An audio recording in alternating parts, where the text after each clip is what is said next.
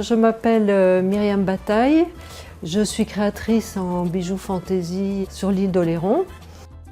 Nous avons plusieurs boutiques ateliers où on peut aussi fabriquer. Donc on a un magasin qui est le berceau de l'entreprise, c'est à Saint-Trojan.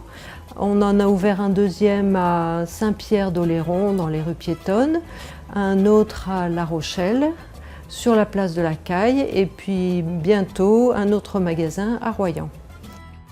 J'ai commencé dans la rue piétonne de Saint-Trojan, sur l'île d'Oléron, avec juste une petite table et puis quelques perles. Et puis en fonction de ce que voulaient les gens, je leur faisais sur demande. Donc petit à petit, j'ai rajouté du tissu, des perles, des graines.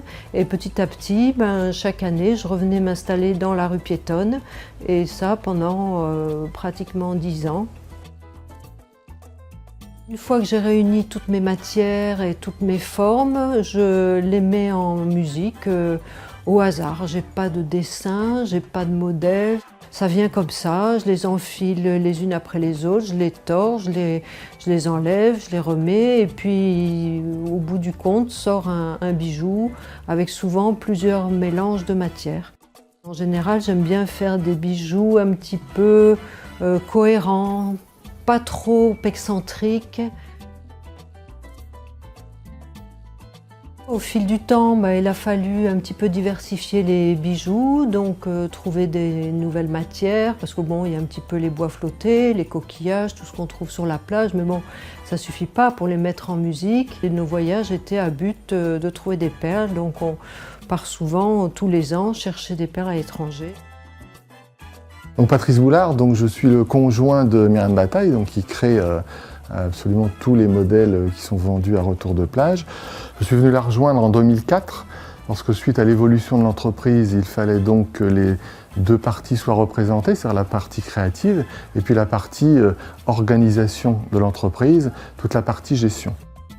Donc même qui était seule dans la rue piétonne, aujourd'hui nous serons sans doute même 45 cet été avec l'ouverture de la 4e boutique.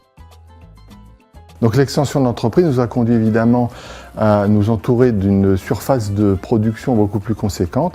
C'est pourquoi nous sommes arrivés à Doluce d'Oléron, dans la zone artisanale, où nous avons construit un bâtiment sur 3 niveaux.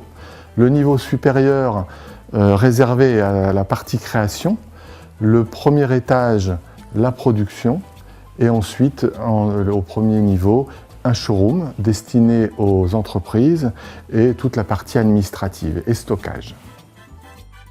Dans les boutiques, beaucoup de personnes s'expriment en disant que les bijoux sont jolis, etc., etc. Mais ce sont quand même les personnes qui produisent, qui nourrissent au quotidien et souvent un petit peu dans la précipitation, est obligé d'être très réactif. Donc ces personnes travaillent au quotidien pour alimenter les boutiques de manière à répondre le plus vite possible aux besoins de la clientèle.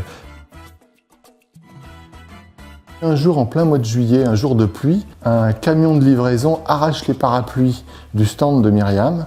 Tous les bijoux tombent dans l'eau et c'est le moment où il a fallu se replier dans cette cabane. Les commerçants du centre-ville ont alors joué le jeu en envoyant tous les clients chez Myriam dans la boutique. Et c'est ainsi que la cabane est devenue la boutique qui aujourd'hui est ouverte toute l'année. Nous devons, pour que la créativité soit de plus en plus importante, c'est aller chercher de la matière première de plus en plus loin, de plus en plus originale, de manière à avoir une créativité très performante et surprendre les gens au quotidien. Parce que Retour de plage a une particularité, c'est qu'elle n'a pas de collection. Tous les jours, des bijoux nouveaux peuvent être créés. Donc tous les jours, un visiteur, une cliente peut être surprise par une nouvelle création.